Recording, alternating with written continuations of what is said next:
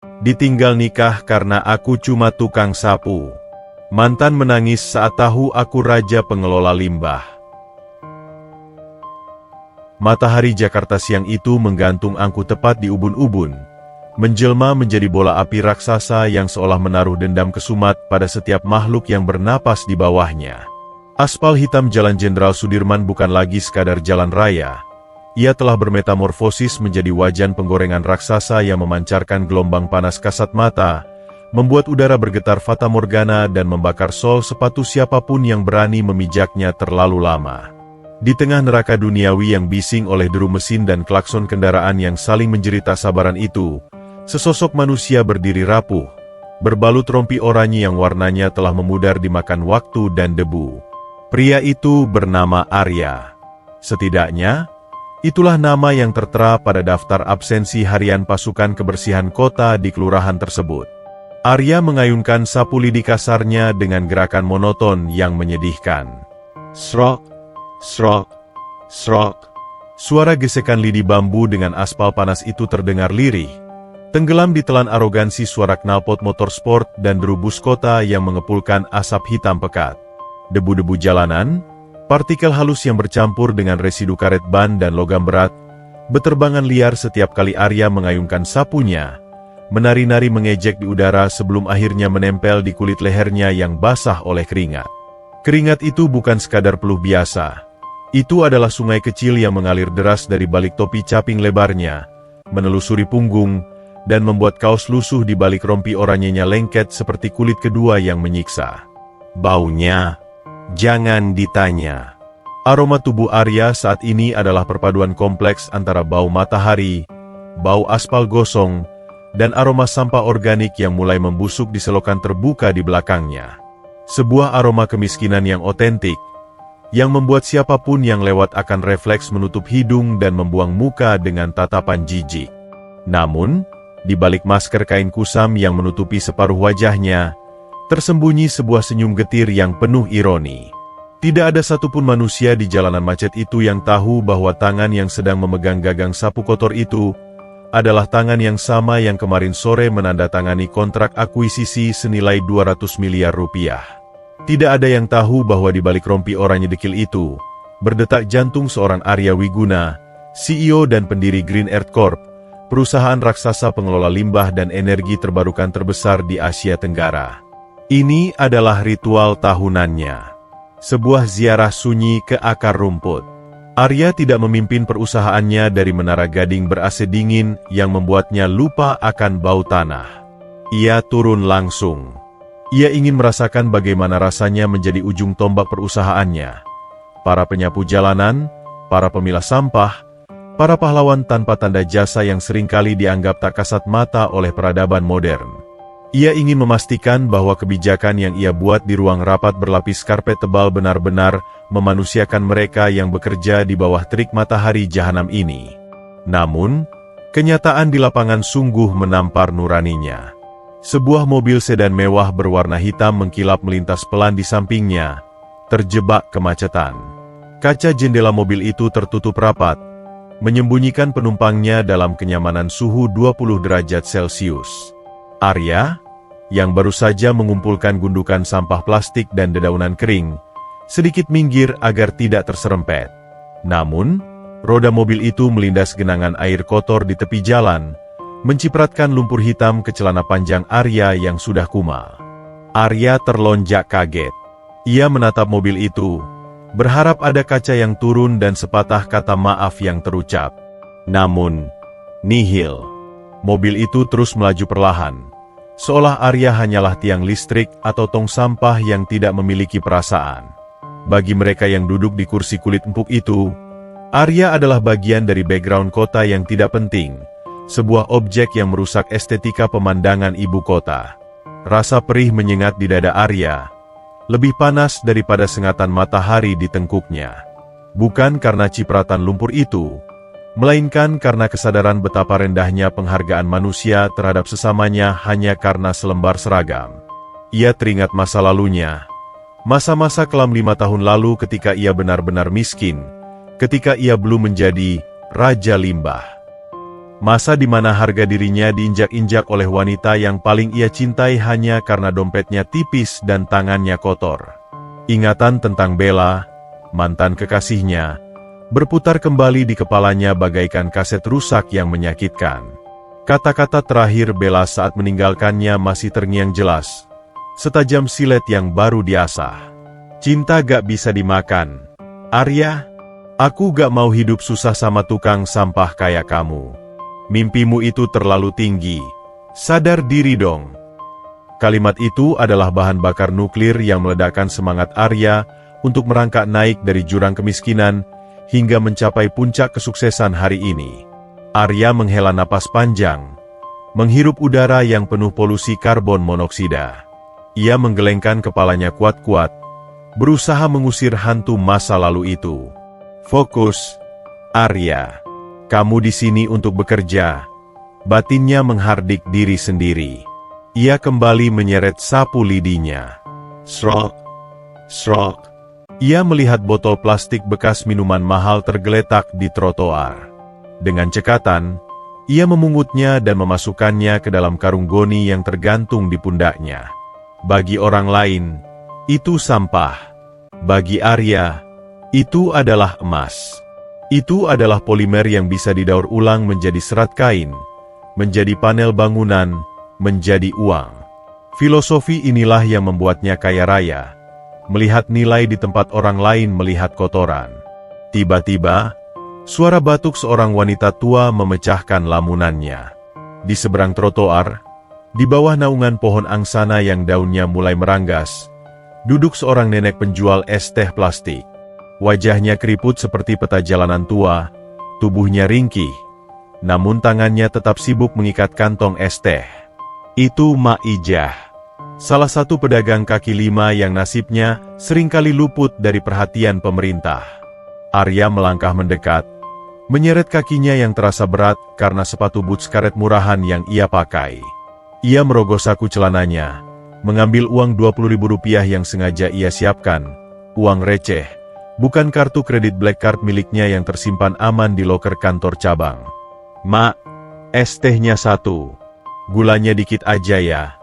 Ucap Arya dengan suara yang sengaja ia buat serak dan lelah. Mak Ijah mendongak. Matanya yang rabun menyipit menatap sosok oranye di depannya. Senyum tulus merekah di bibirnya yang kering. Senyum yang jauh lebih indah daripada senyum palsu para sosialita yang sering Arya temui di pesta gala. Nak Arya, kirain siapa? Panas banget ya hari ini. Nak, istirahat dulu sini. Jangan dipaksa. Badan itu titipan Gusti Allah, harus dijaga. Ujar Mak Ijah sambil menuangkan teh melati dari teko plastik besar. Suaranya bergetar, namun penuh kasih sayang seorang ibu. Arya menerima plastik es teh dingin itu. Sensasi dinginnya menjalar dari telapak tangan hingga ke hatinya yang panas.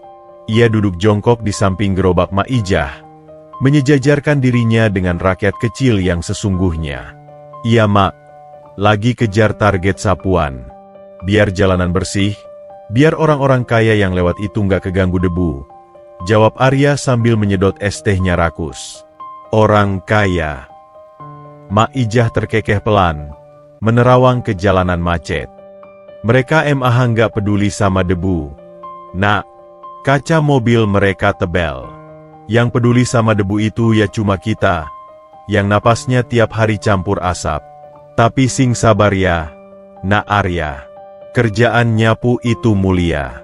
Kita yang bersihin kotoran orang lain, insya Allah hati kita yang dibersihin sama Tuhan. Kata-kata sederhana itu menohok ulu hati Arya. Sebuah kebijaksanaan jalanan yang tidak diajarkan di sekolah bisnis Harvard sekalipun. Arya menatap Mak Ijah dengan pandangan berkaca-kaca di balik maskernya. Inilah alasan kenapa ia mendirikan Green Earth Corp. Bukan untuk menumpuk harta, tapi untuk mengangkat derajat orang-orang seperti Mak Ijah dan para penyapu jalan ini. Lampu lalu lintas di perempatan jalan berubah menjadi merah menyala. Deretan mobil mewah dan motor yang tadinya melaju kencang kini berhenti mendadak, menciptakan dinding logam yang memanjang sejauh mata memandang. Klakson-klakson mulai bersahutan. Nada ketidaksabaran manusia kota yang selalu terburu-buru mengejar waktu. Arya berdiri, menepuk debu di celananya. Ia harus kembali bekerja. Ia harus kembali menjadi hantu oranye yang tak terlihat. Ia berjalan perlahan menuju bibir trotoar. Sapu lidinya siap menyapu debu di sela-sela ban mobil yang berhenti. Namun, ia tidak menyadari bahwa takdir sedang menyiapkan kejutan yang pahit untuknya. Di antara deretan mobil yang terjebak lampu merah itu, sebuah mobil konvertibel merah menyala dengan atap terbuka berhenti tepat beberapa meter dari tempatnya berdiri. Di dalamnya, duduk sepasang manusia yang akan menguji batas kesabaran dan jati dirinya. Masa lalu yang ingin ia kubur dalam-dalam, kini berhenti tepat di depan hidungnya, membawa serta badai penghinaan yang siap meluluhlantakkan pertahanannya. Di tengah lautan kendaraan yang membeku akibat lampu merah yang menyala abadi, terdapat satu objek yang begitu mencolok mata, seolah-olah sebuah batu rubi raksasa yang dilemparkan ke tumpukan kerikil abu-abu. Itu adalah sebuah mobil sport konvertible beratap terbuka dengan warna merah darah yang menyala, sebuah masterpiece otomotif yang memancarkan aura arogansi dari setiap lekuk bodinya yang aerodinamis. Ket mobil itu begitu mengkilap dan licin, memantulkan cahaya matahari dengan intensitas yang menyilaukan, seakan menantang debu-debu jalanan untuk berani hinggap di permukaannya yang suci. Mobil itu berhenti tepat di garis zebra cross, melanggar batas marka jalan dengan ketidakpedulian khas kaum berduit yang merasa aturan lalu lintas hanyalah saran, bukan kewajiban. Mesinnya menderum halus, sebuah purwarupa suara kekayaan yang stabil dan menenangkan, sangat kontras dengan batuk-batuk mesin angkot tua di sebelahnya. Arya, yang baru saja menyelesaikan tegukan terakhir es tehnya, kembali menyeret langkah kakinya menuju trotoar. Ia tidak berniat memperhatikan mobil mewah itu. Baginya, mobil itu hanyalah satu dari sekian banyak simbol kesenjangan sosial yang setiap hari ia saksikan di ibu kota. Fokusnya hanya satu, membersihkan gundukan sampah plastik dan daun kering yang menumpuk tepat di dekat ban depan mobil merah tersebut sebelum lampu berubah hijau. Dengan kepala tertunduk dalam, tertutup topi caping yang lebar, Arya mengayunkan sapu lidinya. Gerakannya mekanis, terlatih namun pasti. Ia berusaha bekerja secepat mungkin, namun angin panas yang berhembus kencang siang itu seolah ingin mempermainkan nasibnya. Saat sapu lidi itu menyentuh aspal, hembusan angin tiba-tiba membelokkan arah debu yang beterbangan. Partikel-partikel halus berwarna kelabu itu tidak jatuh ke dalam serok sampah, melainkan melayang naik, berdansa liar di udara, dan meluncur bebas menuju kabin terbuka mobil mewah tersebut. Kia-a, iyuh, apaan sih ini? Sebuah jeritan melengking, penuh dengan nada manja dan kejijikan, memecah kebisingan lalu lintas. Suara itu, nada tinggi yang khas itu. Arya merasa seolah ada petir yang menyambar tepat di tengkuknya. Tubuhnya membeku seketika. Sapu lidi di tangannya berhenti di udara. Jantungnya, yang tadi berdetak normal karena lelah bekerja, tiba-tiba memacu ritmenya menjadi detak liar yang menyakitkan rongga dada. Arya mengenal suara itu. Ia sangat mengenalnya. Itu adalah suara yang pernah membisikkan kata-kata cinta di telinganya 5 tahun lalu. Namun juga suara yang sama yang memuntahkan racun perpisahan yang menghancurkan hidupnya. Perlahan, dengan keberanian yang dipaksakan, Arya mengangkat kepalanya sedikit. Matanya mengintip dari balik pinggiran topi caping dan masker kain kusamnya. Di kursi penumpang mobil merah itu, duduklah seorang wanita yang kecantikannya mampu membuat lalu lintas berhenti, namun aura kesombongannya mampu membuat bunga layu. Bella. Wajah Bella masih sama cantiknya seperti dulu, bahkan kini terlihat jauh lebih terawat berkat polesan uang. Kulitnya putih bersih, bersinar layaknya porselen mahal yang tidak pernah tersentuh sinar matahari jahat. Ia mengenakan kacamata hitam oversized dari merek desainer ternama yang membingkai wajah tirusnya dengan sempurna. Bibirnya yang dipulas lipstik merah menyala tampak mengerucut kesal. Sibuk meniup-niup debu imajiner yang mungkin menempel di baju sutra sleeveless-nya yang mahal. Leher jenjangnya dililiti kalung emas putih dengan liontin berlian yang berkilau tajam, Sebuah pernyataan status yang berteriak lantang bahwa ia telah berhasil mendapatkan apa yang ia cari selama ini, kemapanan. Di sampingnya, di balik kemudi, duduk seorang pria dengan rambut klimis yang disisir rapi ke belakang menggunakan pomade mahal. Itu pasti Rudy, suami barunya. Pria itu mengenakan kemeja kancing atas yang terbuka, memamerkan sedikit dada dan kalung rantai emasnya. Tangannya yang mengenakan jam tangan Rolex besar mengetuk-ngetuk setir dengan tidak sabar. Wajahnya menyiratkan kejenuhan yang mendalam pada kemacetan dan kemiskinan di sekitarnya. Arya merasa darahnya berdesir hebat. Ia ingin lari. Ia ingin membalikkan badan dan menghilang di balik kerumunan pedagang asongan. Bukan karena ia malu dengan pekerjaannya, karena ia tahu siapa dirinya yang sebenarnya, tapi karena ia belum siap menghadapi luka lama yang tiba-tiba terkelupas basah. Ia tidak ingin melihat tatapan merendahkan itu lagi. Namun, takdir berkata lain. Saat Bella sedang sibuk mengibas-ngibaskan tangannya di depan wajah untuk mengusir debu, matanya yang tajam di balik lensa hitam itu tanpa sengaja menangkap sosok Arya yang berdiri mematung di samping mobilnya. Awalnya, tatapan Bella hanyalah tatapan sekilas. Tatapan kosong yang biasa ia berikan pada objek pengganggu. Namun, ada sesuatu pada sosok tukang sapu itu yang menahan pandangannya. Mata itu. Meskipun separuh wajah Arya tertutup masker debu yang kucel, dan kepalanya tertunduk di bawah caping, sepasang mata itu tidak bisa berbohong. Mata Arya memiliki bentuk yang khas, sebuah sorot mata yang dalam, teduh, namun menyimpan ketegasan yang sulit dicari tandingannya. Mata yang dulu selalu menatap Bella dengan penuh pemujaan. Mata yang dulu menangis saat Bella meninggalkannya di kontrakan sempit yang bocor. Bella menurunkan kacamata hitamnya sedikit ke ujung hidung. Keningnya yang mulus berkerut. Ia memiringkan kepalanya, meneliti sosok dekil di sampingnya dengan rasa penasaran yang bercampur dengan ketidakpercayaan. Aroma parfum Chanel nomor 5 yang menguar dari tubuh Bella terbawa angin, menusuk hidung Arya, membangkitkan memori sensorik yang menyakitkan. Bau itu. Bau pengkhianatan yang dikemas dalam botol kaca mewah. Hei, tukang sapu. Seru Bella tiba-tiba. Suaranya tidak ramah, melainkan penuh selidik. Rudy menoleh malas, menatap istrinya dengan bingung. Ada apa sih, Beb? Udah biarin aja. Paling cuma orang minta duit. Jangan diladenin, nanti nular miskinnya. Namun Bella tidak menggubris suaminya. Insting wanitanya berteriak keras. Ia merasa mengenali postur tubuh itu, bahu tegap yang kini terbungkus rompi oranye kedodoran itu. Ia merasa mengenali cara pria itu memegang sapu, genggaman tangan yang kuat dengan urat-urat yang menonjol. Kamu. Ucap Bella lagi. Kali ini suaranya lebih pelan namun lebih tajam, seperti jarum yang mencari celah untuk menusuk.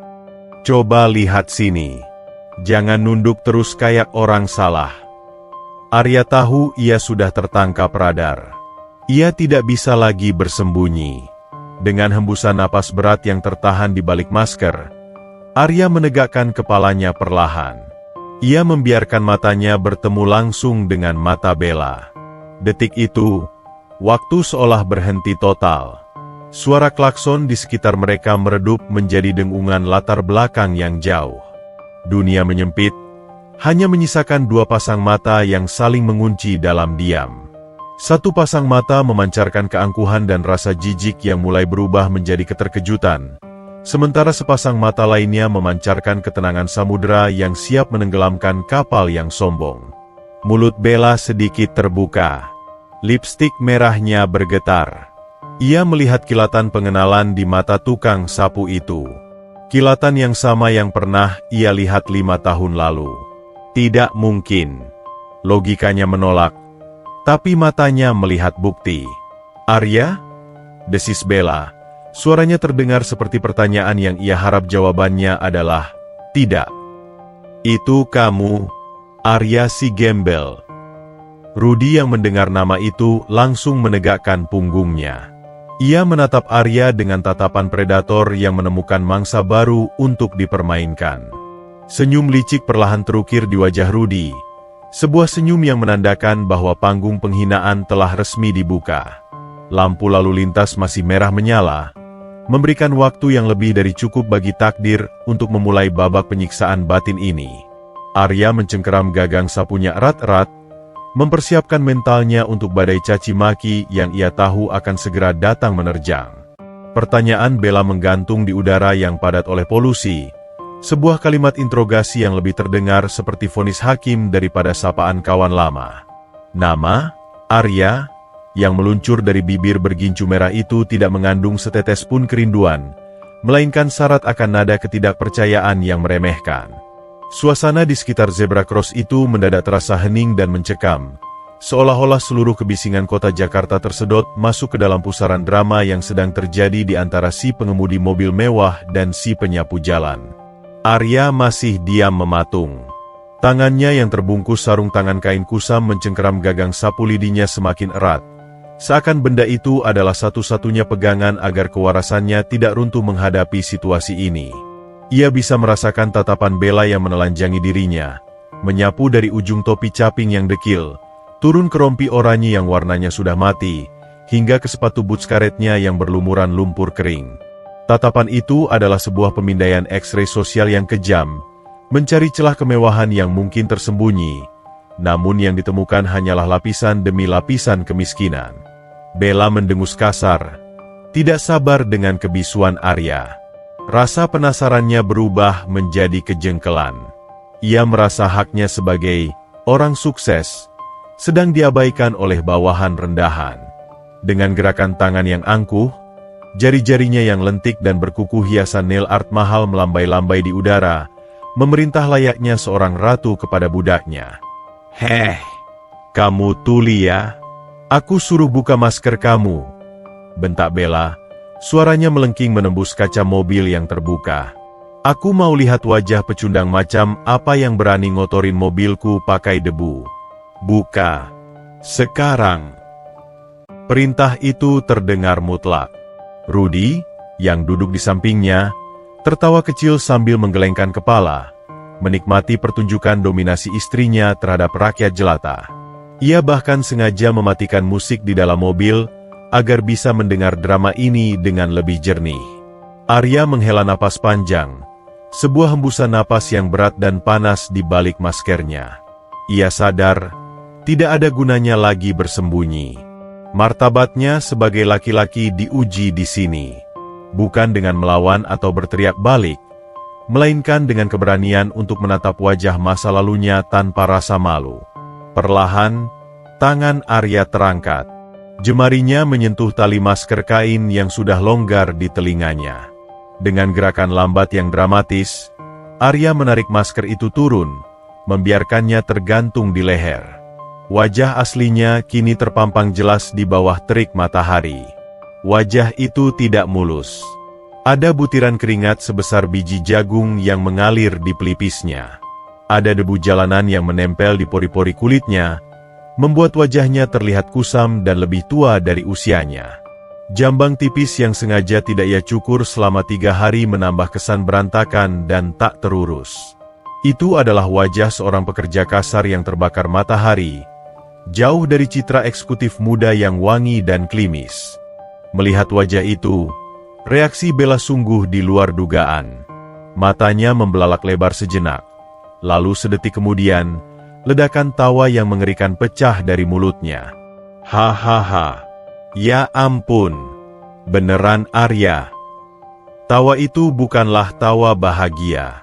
Itu adalah tawa kemenangan yang jahat.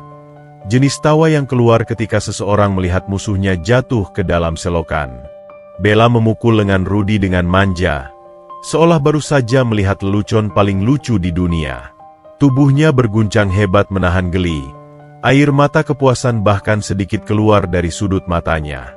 Bella menatap Arya lagi, kali ini dengan sorot mata yang penuh dengan rasa kasihan yang dibuat-buat, rasa iba yang justru terasa lebih menyakitkan daripada tamparan fisik. Ia menggeleng-gelengkan kepalanya yang cantik, mendecakkan lidah berkali-kali, cek, sebuah gestur yang merendahkan harkat dan martabat Arya hingga ke titik nol. 5 tahun, Arya, 5 tahun kita putus. Ucap Bella di sela-sela sisa tawanya. Nadanya berubah menjadi sinis yang dingin. Kirain pas kamu bilang mau merintis usaha, dulu, kamu bakal jadi orang sukses. Kirain kamu bakal buktiin kalau aku salah ninggalin kamu. Ternyata, 5 tahun berlalu, dan kamu masih jadi sampah? Masih jadi pasukan oranye, yang gajinya cuma cukup buat beli nasi bungkus. Setiap kalimat Bella adalah belati yang ditancapkan tepat ke jantung memori Arya. Ia mengingat janji manisnya dulu. Tunggu aku sukses, Bel. Dan sekarang, di mata Bella, janji itu hanyalah bualan kosong seorang pecundang.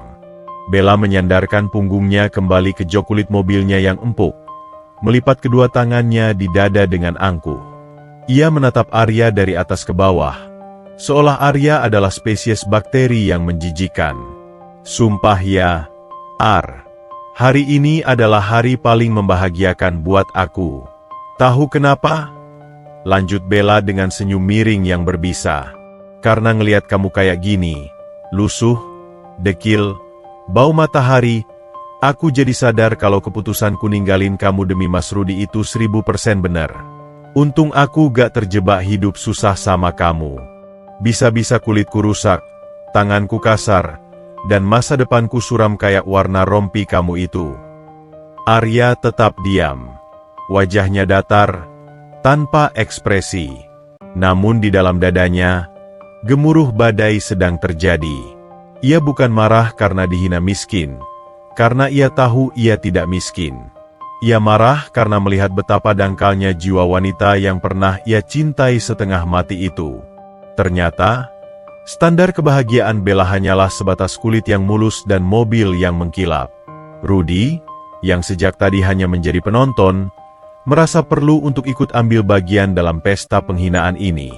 Ia ingin menegaskan posisinya sebagai pemenang yang telah memiliki apa yang tidak bisa dimiliki Arya. Rudi memajukan tubuhnya, mendekatkan wajahnya ke arah Arya, lalu mengendus-endus udara secara demonstratif dengan hidungnya, membuat ekspresi wajah seperti orang yang mencium bau bangkai tikus. Sayang, pantesan dari tadi AC mobil kita kok rasanya gak dingin, terus ada bau-bau aneh gitu, ujar Rudi dengan nada mengejek yang kental. Ia menutup hidungnya dengan tangan yang memamerkan jam tangan Rolex emasnya. Ternyata sumber baunya dari sini tuh, dari mantan kamu ini. Rudi menatap Arya dengan tatapan merendahkan yang luar biasa. Tatapan seorang majikan kepada hewan liar yang masuk ke pekarangannya. Mas tukang sapu, panggil Rudi. Suaranya berat dan penuh intimidasi. Kalau kerja itu yang bener dikit napa? Jangan deket-deket sama mobil orang kaya. Bau badan situ itu polusi. Tahu gak? Nanti jok kulit mobil saya ketularan bau miskin. Emang situ mampu ganti? Jual ginjal situ juga gak bakal cukup buat laundry jok mobil saya. Bella tertawa lagi mendengar hinaan suaminya. Pasangan itu tampak begitu serasi dalam kekejaman mereka. Dua jiwa materialistis yang menemukan kepuasan di atas penderitaan orang lain. Mereka duduk di singgasana besi mewah mereka, memandang rendah Arya yang berdiri di atas aspal panas, tanpa menyadari bahwa roda nasib sedang berputar dengan kecepatan penuh. Arya mengeratkan pegangannya pada sapu lidi. Urat-urat di lengannya menonjol. Tanda betapa kerasnya ia menahan diri untuk tidak meledak. Ia ingin sekali berteriak, "Diam kalian! Mobil kalian ini bahkan lebih murah dari jam tangan yang kutinggal di rumah." Tapi ia menahannya. Belum saatnya. Dendam terbaik adalah dendam yang disajikan dingin, dan Arya adalah koki yang sabar. Dengan suara yang tenang, setenang permukaan danau yang dalam, Arya akhirnya membuka mulutnya. Suaranya serak namun tegas, menembus tawa mereka. "Setidaknya tangan saya kotor karena membersihkan sampah. Mas, Mbak, bukan kotor karena memakan hak orang lain atau menjilat atasan," jawab Arya singkat. Jawaban itu, meskipun sederhana, ternyata menyulut emosi Rudi.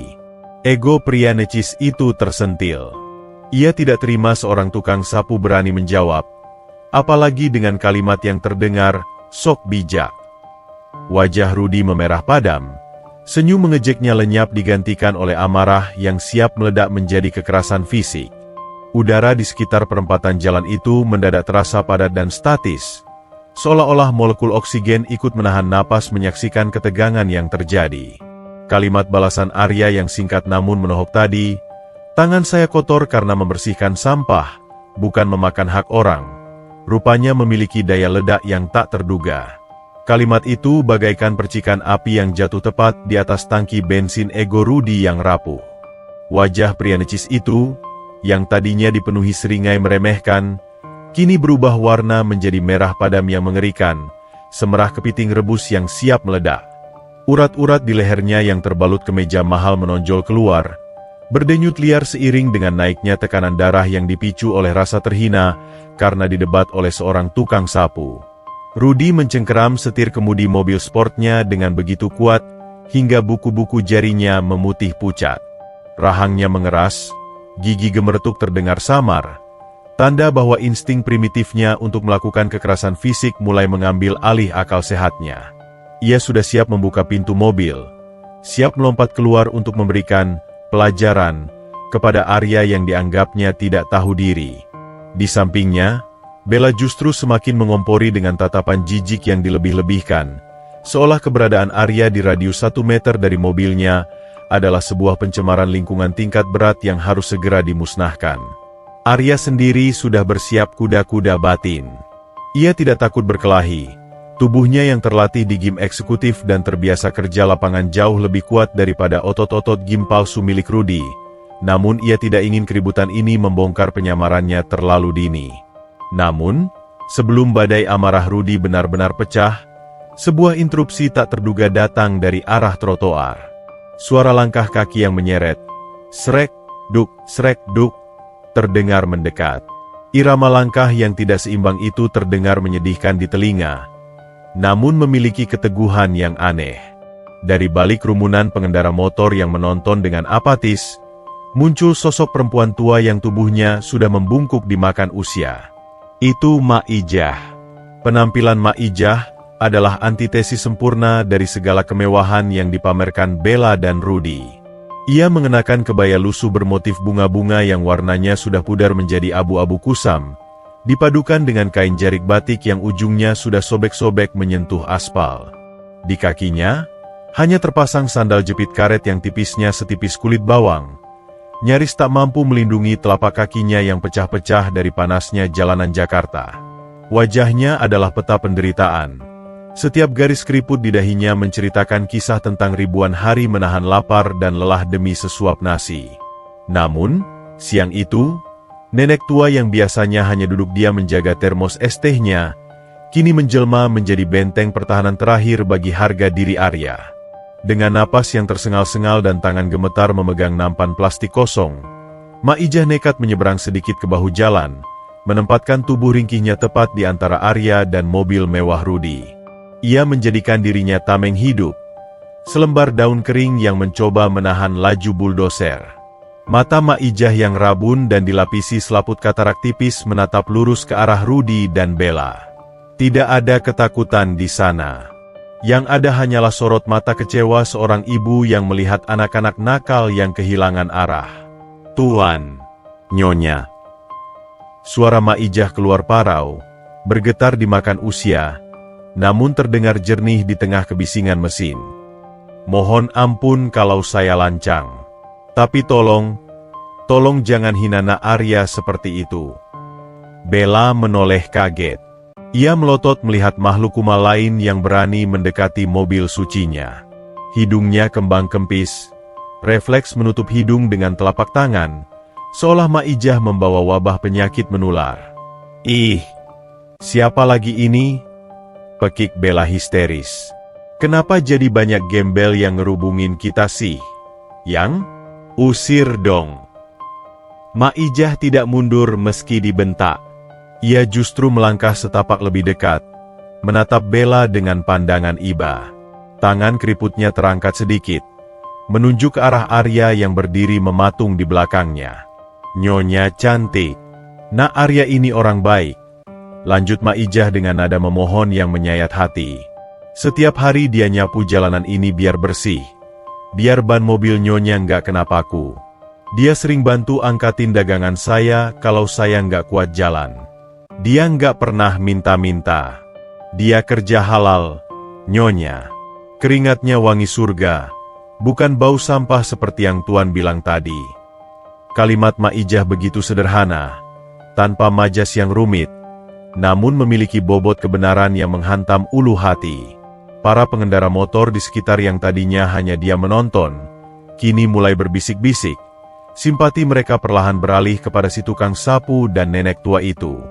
Arya merasakan matanya memanas.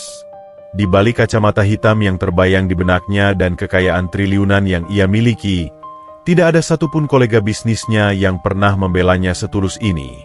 Maijah, yang penghasilannya sehari mungkin tak cukup untuk membeli 1 liter bensin mobil Rudy, justru berani mempertaruhkan segalanya, kenyamanannya, lapaknya, keselamatannya, hanya untuk membela kehormatan seorang tukang sapu. Bagi Arya, momen ini adalah momen wahyu. Ia melihat kemuliaan yang bersinar terang dari balik baju kebaya lusuh itu, sebuah cahaya yang jauh lebih menyilaukan daripada berlian di leher Bella. Namun sayang, hati Bella dan Rudy sudah terlalu keras membatu, tertutup oleh lapisan emas dan gengsi yang tebal. Alih-alih tersentuh, mereka justru merasa semakin jijik. Bagi mereka, pembelaan Maijah adalah penghinaan terhadap status sosial mereka. Bagaimana mungkin seorang nenek pengasong berani menceramahi mereka, sang pemilik masa depan? Rudy mendengus kasar. Ludahnya muncrat sedikit saat ia berbicara.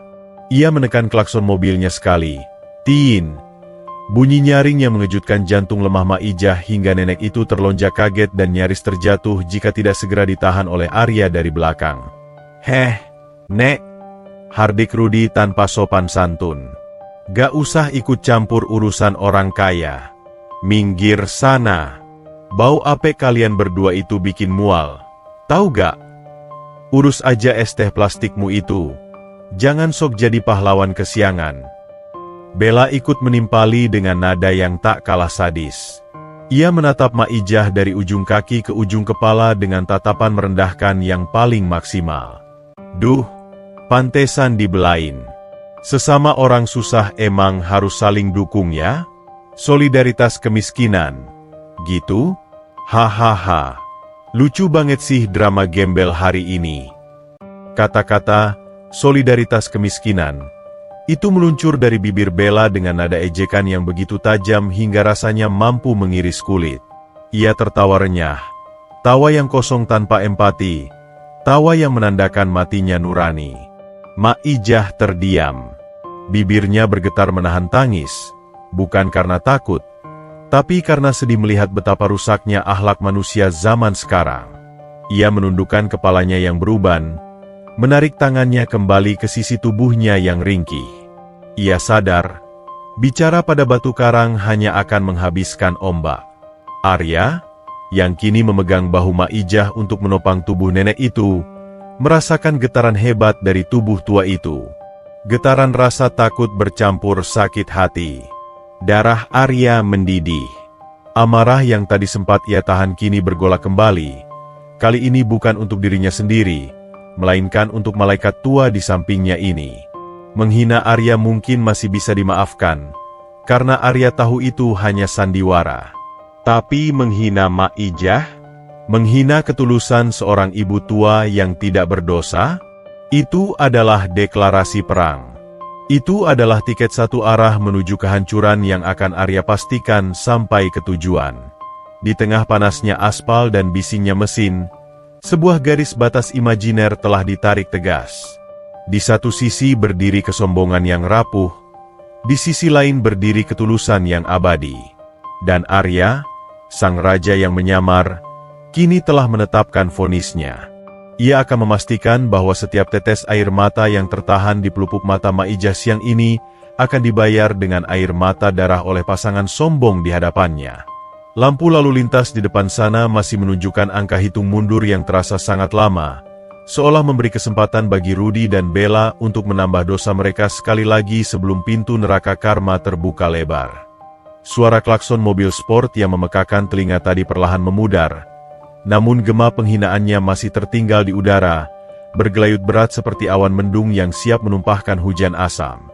Di balik kemudi, Rudy tampak menyeringai puas, merasa telah memenangkan pertempuran satu arah melawan dua manusia yang ia anggap tak berharga. Sementara di sampingnya, Bella melakukan sebuah gerakan simbolis yang sangat menyakitkan bagi siapapun yang memiliki hati nurani. Dengan jari lentiknya yang berkuku palsu, Bella menekan tombol power window. Perlahan tapi pasti, kaca jendela mobil yang gelap itu naik ke atas. ZZZZA. Suara motor listrik jendela itu terdengar halus namun kejam, bergerak naik layaknya sebuah tembok Berlin transparan yang dibangun untuk memisahkan kaum bangsawan dari kaum jelata. Sedikit demi sedikit, wajah Bella yang cantik namun angku itu tertutup oleh kaca film hitam pekat. Sebelum kaca itu menutup sempurna, Arya sempat melihat tatapan terakhir Bella, tatapan jijik yang seolah berkata, "Jangan hirup udara yang sama denganku." Kaca tertutup rapat. Dunia Bella kini kembali hening, sejuk, dan wangi parfum mahal, terisolasi dari bisinya knalpot dan bau keringat.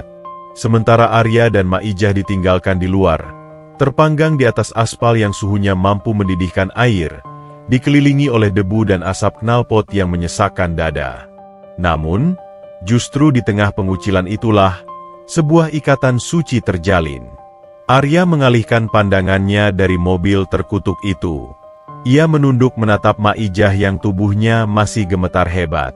Nenek tua itu tampak terguncang. Wajahnya yang keriput semakin pucat, bibirnya komat kamit memanjatkan doa, mungkin memohon kekuatan atau memohon ampunan bagi dua manusia sombong di dalam mobil itu. Tangan Maijah yang kurus kering, yang hanya tinggal tulang dibalut kulit kendur, mencengkeram erat nampan plastik dagangannya seolah itu adalah satu-satunya harta karun yang tersisa di dunia. "Ma," panggil Arya lembut. Suaranya ia rendahkan agar tidak terdengar oleh telinga-telinga asing di sekitar mereka. Arya berlutut. Ia tidak peduli celana oranyenya menyentuh aspal yang kotor dan panas. Ia merendahkan tubuhnya hingga sejajar dengan Maijah, sebuah posisi yang menunjukkan penghormatan tertinggi seorang raja kepada ibunya. Tangan Arya yang kekar dan berdebu terulur, menyentuh pundak Maijah yang ringkih. Sentuhan itu bukan sekadar kontak fisik, itu adalah transfer energi, sebuah jembatan batin yang menyalurkan ketenangan dari jiwa yang satu ke jiwa yang lain. Maijah menoleh, matanya yang rabun berkaca-kaca, membendung air mata yang siap tumpah. "Nak Arya, maafin emak ya. Emak cuma bikin malu Nak Arya. Harusnya emak diam aja tadi. Orang kayak mereka itu raja. Nak, kita cuma semut. Kalau semut ngelawan gajah, ya pasti keinjek." Suara Maijah pecah di ujung kalimat, menyiratkan keputusasaan yang mendalam akibat penindasan struktural yang ia alami seumur hidup. Ia merasa bersalah telah membela Arya. Takut pembelaannya justru akan membuat Arya semakin menderita. Hati Arya terasa diremas melihat ketakutan di mata tua itu. Ia melihat bayangan ibunya sendiri pada sosok Maijah. Ibunya yang dulu juga sering dihina tetangga karena miskin, namun tetap tegar membesarkannya. Kemarahan Arya pada Bella dan Rudy seketika berubah wujud menjadi rasa kasih sayang yang meluap-luap kepada wanita tua di hadapannya. Tiba-tiba, sebuah sepeda motor yang nekat menyalip di sela-sela kemacetan melaju kencang dari arah belakang, nyaris menyerempet bahu Maijah. "Awas, Mak." Dengan refleks secepat kilat, Arya menarik tubuh Maijah ke dalam pelukannya, melindunginya dari benturan. Motor itu melesat lewat begitu saja tanpa minta maaf, menyisakan angin kencang yang menerbangkan ujung kain jarik Maijah. Dagangan es teh di nampan Maijah bergoyang hebat, nyaris tumpah, namun Arya dengan sigap menahannya dengan tangan yang lain. Mereka berdua kini berpelukan di pinggir jalan yang keras. Seorang pemuda gagah berompi oranye memeluk seorang nenek tua lusuh. Sebuah pemandangan yang mungkin dianggap mengganggu oleh mata Bella, namun sesungguhnya adalah lukisan paling indah tentang kemanusiaan. Aroma tubuh Mak Ijah yang bau minyak angin dan keringat matahari tercium oleh Arya. Namun baginya, itu adalah aroma perjuangan yang jujur. Arya melepaskan pelukannya perlahan, lalu membantu merapikan letak selendang lusuh di bahu Mak Ijah. Ia menatap mata tua itu dalam-dalam, menembus selaput katarak menuju jiwanya. "Mak, dengerin saya," bisik Arya. Suaranya berat dan penuh wibawa. Suara asli sang CEO yang ia keluarkan sedikit. "Mak nggak bikin malu saya. Justru Mak hari ini bikin saya sadar. Kalau harta paling mahal itu bukan mobil merah itu, tapi keberanian Mak buat ngebelah orang kecil." Arya mengambil salah satu botol air mineral dari saku rompinya, membuka tutupnya, dan memberikannya pada Mak Ijah. Tangan mereka bersentuhan. Kulit kasar bertemu kulit kasar. "Minum dulu, Mak, biar tenang." Mak Ijah menurut, meminum air itu dengan tangan gemetar. Setelah napasnya mulai teratur, Arya tersenyum. Senyum yang sangat manis, yang jarang ia tunjukkan di ruang rapat direksi. Ia menunjuk arah langit biru yang luas di atas mereka, lalu menunjuk arah mobil Bella yang tertutup rapat. "Mak tahu nggak?" tanya Arya pelan, seolah sedang mendongeng untuk anak kecil. "Orang sombong kayak mereka itu, ibarat balon gas yang dilepas ke langit." Mak Ijah mengernyitkan dahi, bingung dengan metafora itu. "Balon gas, Nak?" Arya mengangguk mantap. Matanya berkilat tajam menatap mobil sport merah itu. "Iya, Mak, balon gas. Kelihatannya indah, warnanya mentereng, terbangnya tinggi banget ninggalin kita yang di tanah. Mereka pikir mereka hebat bisa nyentuh awan. Tapi mereka lupa satu hal, Mak." Arya mendekatkan wajahnya ke telinga Mak Ijah, membisikkan punchline yang akan menjadi mantra kekuatan mereka hari ini. Semakin tinggi balon itu terbang, tekanan udaranya makin kuat. Dan karena isinya cuma angin kosong, cuma masalah waktu sampai balon itu duar, meletus dan jatuh jadi sampah karet yang gak ada harganya lagi. "Kita tunggu aja, Mak. Sebentar lagi mereka meletus." Mak Ijah tertegun. Kata-kata Arya barusan terasa begitu magis. Ada keyakinan yang begitu kokoh dalam nada bicaranya, seolah Arya bukan sedang meramal, melainkan sedang membacakan skenario masa depan yang sudah pasti terjadi. Nenek itu merasakan setitik harapan tumbuh di hatinya yang gersang. Ia mengusap sudut matanya dengan ujung kebaya. "Amin, Nak, amin. Mulutmu asin, Nak Arya. Semoga Gusti Allah dengar," bisik Mak Ijah haru. Arya menepuk punggung tangan Mak Ijah sekali lagi. Di dalam hatinya, ia bersumpah, "Bukan cuma Gusti Allah yang dengar, Mak, tapi saya, Arya Wiguna, yang akan menjadi jarum untuk meletuskan balon itu."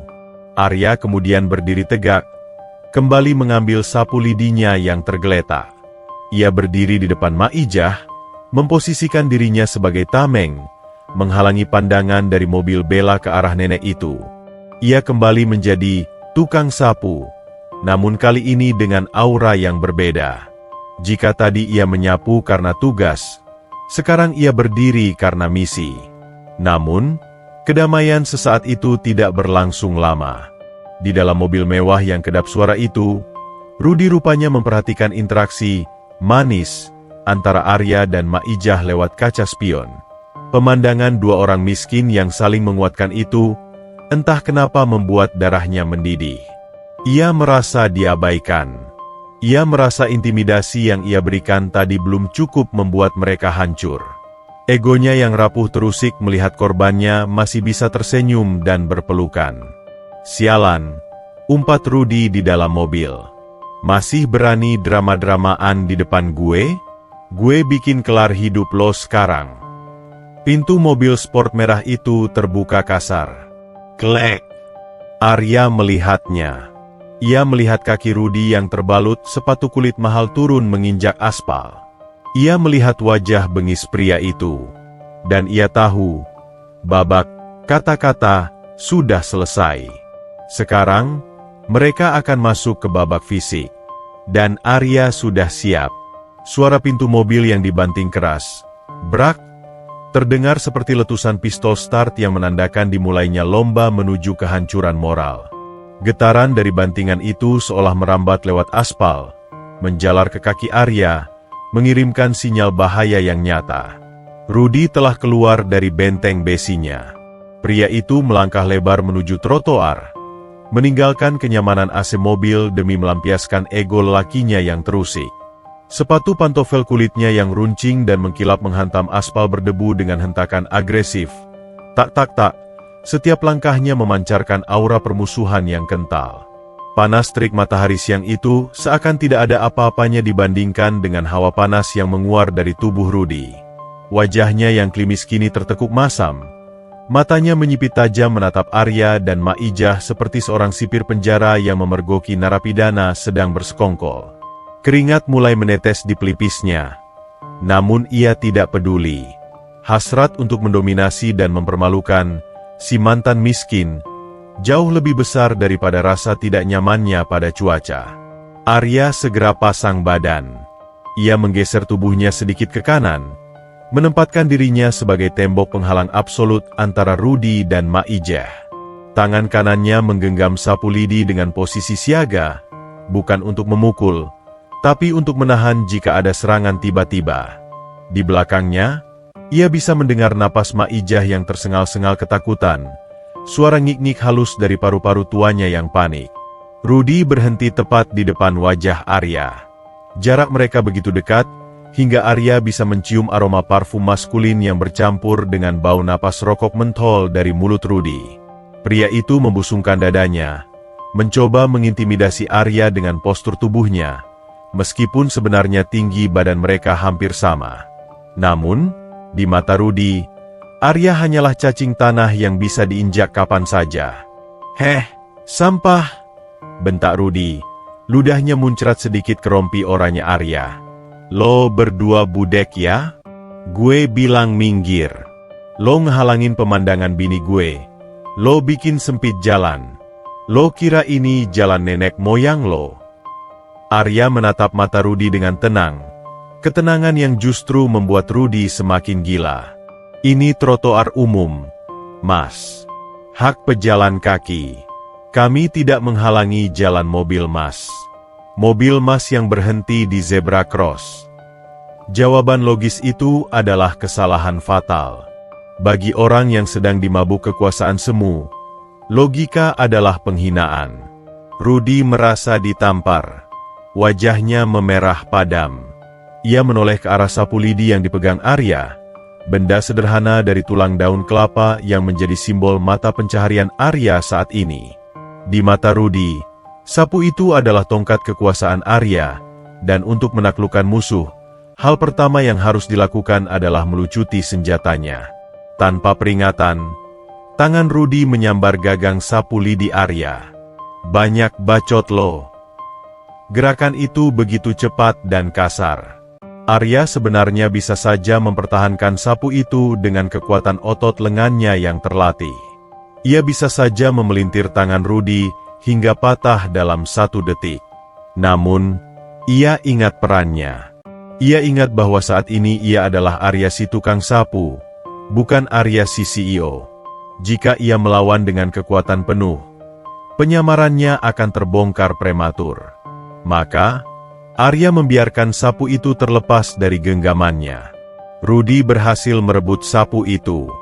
Ia memandangi benda kusam itu dengan tatapan jijik seolah memegang bangkai tikus. Lalu dengan gerakan teatrikal yang penuh amarah, ia mengangkat sapu itu tinggi-tinggi. Ia menempatkan bagian tengah gagang sapu di atas lutut kakinya yang terbalut celana bahan mahal. Kera-aak. Suara bambu yang patah terdengar nyaring dan menyayat hati, lebih keras daripada suara klakson manapun. Sapu lidi itu, alat yang digunakan Arya untuk membersihkan kota, alat yang menjadi simbol martabat para pekerja kasar, kini terbelah menjadi dua bagian yang menyedihkan. Serpihan lidi dan debu berhamburan ke udara, jatuh perlahan ke aspal seperti hujan air mata. Rudy melempar potongan sapu yang rusak itu ke selokan hitam di samping trotoar. Plung! Air got yang hitam pekat memercik naik. Tuh! Seru Rudy dengan napas memburu, merasa puas seolah baru saja memenangkan gulat Olimpiade. Itu tempat yang pantas buat alat kerja lo. Sekarang lo nggak punya alasan buat nongkrong di sini lagi kan? Minggir! Mak Ijah memekik tertahan melihat kekejaman itu. Tangan keriputnya menutup mulut. Matanya terbelalak ngeri. Bagi Mak Ijah, merusak alat kerja orang lain adalah dosa besar, sama saja dengan mematikan rezeki orang. Namun, siksaan belum selesai. Eskalasi ini baru mencapai separuh jalan.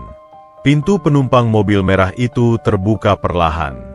Bella, sang ratu drama, merasa tidak mau kalah aksi dari suaminya. Ia tidak turun sepenuhnya, hanya mengeluarkan kakinya yang jenjang berbalut sepatu hak tinggi ke aspal, lalu memutar tubuhnya menghadap Arya.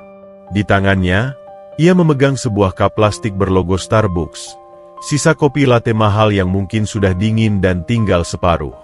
Bella menatap Arya dengan senyum miring yang merendahkan. Ia melihat rompi oranye Arya yang sudah kotor oleh debu, dan ia berpikir, "Ah, sedikit noda lagi tidak akan merusak warnanya."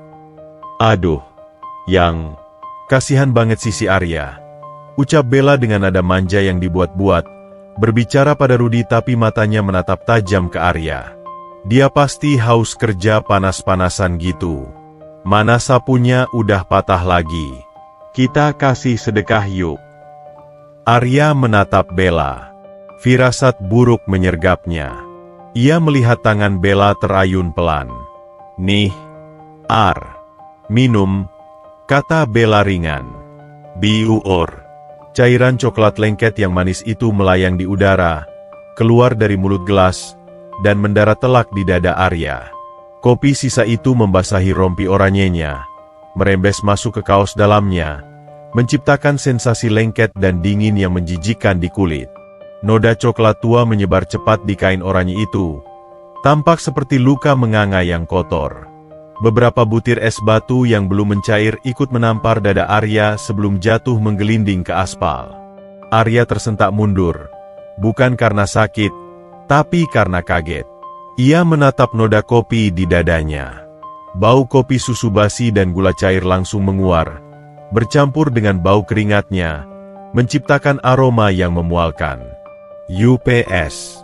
Maaf, tangan aku licin," pekik Bella sambil menutup mulutnya pura-pura kaget, padahal matanya berbinar jenaka. "Yah, kotor deh rompi dinas kebanggaan kamu. Tapi gak apa-apa kan? Kan emang kerjaan kamu kotor-kotoran.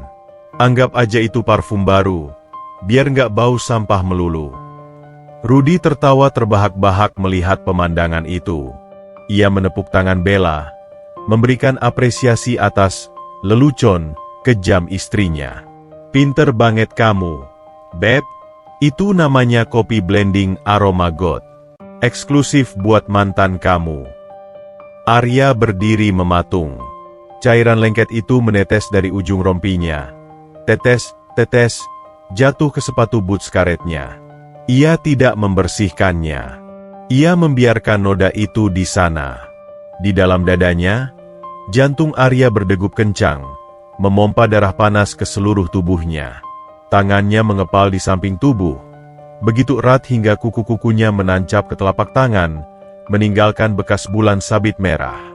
Ia sedang bertarung melawan iblis di dalam dirinya yang berteriak ingin menghancurkan wajah mulus Rudy saat itu juga. Ia membayangkan betapa mudahnya ia bisa membeli seluruh franchise kopi itu dan menumpahkannya ke kolam renang Bella. Namun, ia menahan diri. Ia menarik napas panjang, menghirup aroma penghinaan itu dalam-dalam, menyimpannya sebagai bahan bakar. Sedikit lagi, batin Arya berbisik pada dirinya sendiri. Biarkan mereka tertawa. Biarkan mereka merasa di atas angin. Semakin tinggi mereka terbang, semakin sakit jatuhnya nanti. Arya menatap Rudy dan Bella bergantian. Tatapannya bukan lagi tatapan kaget atau sedih. Itu adalah tatapan dingin seorang algojo yang sedang mengasah kapaknya, menunggu perintah eksekusi turun. "Sudah selesai?" tanya Arya pelan. Suaranya bergetar bukan karena takut, tapi karena menahan murka. "Atau masih ada lagi yang mau kalian rusak?" Pertanyaan itu terdengar menantang di telinga Rudy. Pria itu berhenti tertawa. Wajahnya kembali sangar. Ia merasa Arya belum cukup hancur. Masih ada sisa harga diri di mata tukang sapu itu. Dan Rudy tidak akan berhenti sebelum cahaya di mata itu padam sepenuhnya. Rudy merogoh saku celananya, mengeluarkan dompet kulit tebalnya. Ia menatap Arya dengan seringai yang menjanjikan babak akhir dari penyiksaan ini. "Oh, belum selesai, sobat," desis Rudy. "Gue baru aja pemanasan. Lo butuh dikasih paham soal posisi lo yang sebenarnya." Noda kopi di dada rompi Arya kini mulai mengering akibat sengatan matahari, meninggalkan bercak lengket berwarna coklat tua yang terasa gatal dan menjijikkan di kulit. Aroma manis yang memualkan dari sisa latte itu terus menguar, bercampur dengan bau debu jalanan, menciptakan atmosfer yang menyesakkan napas. Arya berdiri tegak di sana, tak bergeming, layaknya sebuah patung kuno yang telah dirusak oleh vandalisme orang-orang tak beradab. Di kakinya, patahan sapu lidi tergeletak menyedihkan di dekat selokan, simbol matinya mata pencaharian seorang rakyat kecil di tangan arogansi kekuasaan. Namun, Rudy belum puas. Pria necis itu masih berdiri dengan kaki melebar, dadanya membusung pongah, seolah-olah ia adalah kaisar Romawi yang sedang menatap gladiator yang kalah di arena Koloseum. Tangan kanannya merogoh saku belakang celana bahannya yang licin, menarik keluar sebuah dompet kulit berwarna hitam pekat, merek Montblanc asli yang harganya mungkin setara dengan gaji Arya selama 2 tahun jika ia benar-benar seorang penyapu jalan. Dengan gerakan lambat yang sengaja didramatisir, Rudy membuka dompet tebal itu. Ia tidak langsung mengambil isinya. Jari-jarinya yang mengenakan cincin emas menari-nari di antara tumpukan kartu kredit platinum dan lembaran uang kertas berwarna merah dan biru. Ia tersenyum miring, sebuah senyum yang merendahkan, saat ia melewati lembaran uang besar itu. Bukan, ia tidak ingin memberikan uang merah. Itu terlalu mewah untuk seorang sampah.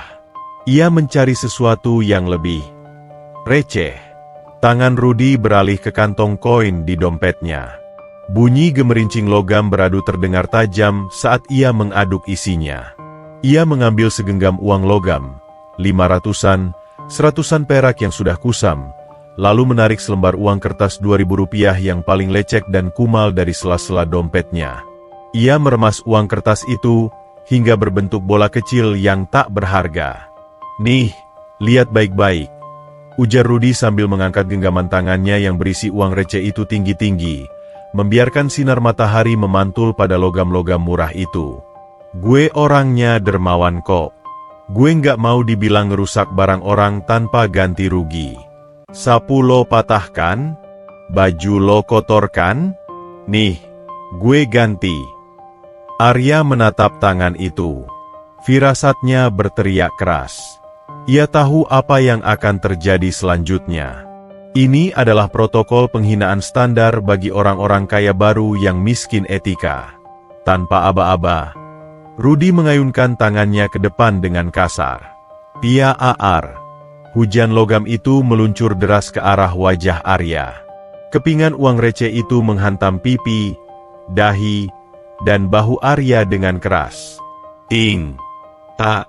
Rasa perih menyengat kulit wajahnya saat tepi logam bergerigi itu beradu dengan daging. Uang logam itu kemudian jatuh berhamburan ke aspal, menggelinding liar ke segala arah. Beberapa masuk ke sela-sela sepatu boots Arya, beberapa jatuh ke selokan yang hitam. Sementara bola kertas 2000-an yang lecek itu mendarat tepat di atas noda kopi di dada Arya, menempel sebentar sebelum jatuh ke tanah berdebu. Dunia hening seketika. Bahkan suara bising lalu lintas seolah tersedot vakum oleh adegan yang sangat tidak manusiawi itu. Mak Ijah menjerit tertahan, menutup matanya dengan tangan, Tidak sanggup menyaksikan seorang pemuda baik diperlakukan lebih rendah daripada anjing liar. Rudy tertawa. Tawa yang lepas dan puas, seolah ia baru saja melempar kacang ke arah monyet di kebun binatang. Ia menepuk-nepuk tangannya, seolah membersihkan debu kuman setelah memegang uang receh. "Ambil tuh," bentak Rudy, suaranya menggelegar penuh kuasa. "Itu cukup buat beli sapu baru di pasar loak. Sisanya buat beli sabun mandi. Malu-maluin banget jadi mantan bini gue kalau baunya kayak bangkai tikus got. Buruan pungut. Lo kan emang kerjanya mungut sampah. Jadi sekalian aja pungut harga diri lo yang kececer tuh." Bella, yang masih duduk manis di dalam mobil dengan kaki menjuntai keluar, ikut tertawa renyah. Ia memandang Arya yang dikelilingi uang receh dengan tatapan yang sulit diartikan, campuran antara jijik dan kepuasan ego yang sakit. "Aduh, Mas Rudy baik banget sih," celetuk Bella dengan nada sarkasme yang kental. "Harusnya kamu bersyukur loh. Ar, kapan lagi kamu dapet bonus nomplok kayak gitu? Buruan diambil gih, sebelum kelindes ban mobil orang lain. Lumayan buat beli gorengan nanti malam." Arya berdiri kaku di tengah hamburan uang itu. Matanya menatap kepingan logam Rp500 yang tergeletak di dekat ujung sepatunya. Uang itu berkilau menyedihkan di atas aspal panas. Di dalam benaknya, badai amarah yang tadi bergemuruh kini berubah menjadi ketenangan yang menakutkan. Ini adalah titik nadir. Ini adalah rock bottom. Ia telah ditarik paksa ke dasar jurang kemanusiaan, di mana martabat seseorang dinilai dari seberapa banyak uang receh yang dilempar ke wajahnya. Namun, di dasar jurang itulah, Arya menemukan kembali kekuatannya. Mak Ijah, dengan naluri seorang ibu yang tidak tega, bergerak maju tertatih-tatih. Nenek itu hendak membungkuk. Tangan keriputnya gemetar ingin memunguti uang-uang itu demi Arya. "Ya Allah, Nak, sayang uangnya. Biar emak bantu." "Jangan, Mak." Suara Arya meledak, tegas dan keras, menghentikan gerakan Mak Ijah seketika. Arya menahan bahu Mak Ijah agar tetap berdiri tegak. Ia tidak akan membiarkan wanita tua itu merendahkan dirinya demi uang penghinaan ini. Arya menatap Mak Ijah dengan sorot mata yang menyala-nyala, sebuah sorot mata yang bukan lagi milik seorang penyapu jalan, melainkan milik seorang raja yang tersinggung. "Jangan sentuh uang itu, Mak," ucap Arya dengan nada rendah yang bergetar menahan emosi. "Uang itu kotor. Bukan karena kena debu, tapi karena keluar dari tangan yang kotor. Biarkan uang itu di situ. Kita tidak kemis. Kita punya harga diri yang tidak bisa dibeli dengan recehan mereka." Rudy berhenti tertawa. Wajahnya berubah masa melihat korbannya masih berani melawan, bahkan menolak pemberiannya. Ia merasa ditantang. "Heh, belagu banget lo," sembur Rudy, melangkah maju lagi dengan tangan terkepal. "Udah miskin, sombong. Lo pikir lo siapa? Hah? Lo itu cuma debu di sepatu gue. Gue bisa beli harga diri lo, lapak nenek tua ini, bahkan nyawa lo sekalian." Arya perlahan mengangkat wajahnya. Ia menatap Rudy lurus tepat di manik matanya. Kali ini, tidak ada lagi ketakutan. Tidak ada lagi keraguan. Topeng, tukang sapu, itu perlahan retak, memperlihatkan aura dominan sang CEO yang selama ini ia tekan. "Kamu yakin bisa membeli segalanya, Tuan Rudy?" tanya Arya pelan. Namun setiap katanya terdengar jelas dan tajam. "Karena setahu saya, ada satu hal yang tidak bisa kamu beli dengan dompet tebalmu itu." Rudy mengerutkan kening, bingung sekaligus marah. "Apa? Apa yang gak bisa gue beli?" Arya tersenyum tipis. Senyum yang membuat bulu kuduk Bella di dalam mobil tiba-tiba meremang. "Kenyataan," jawab Arya dingin.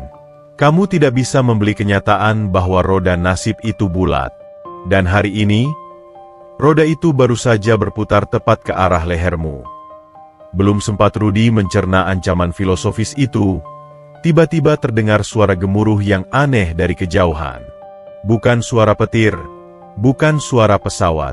Itu adalah suara sirine yang berat dan berwibawa, diiringi deru mesin diesel bertenaga besar yang mendekat dengan cepat.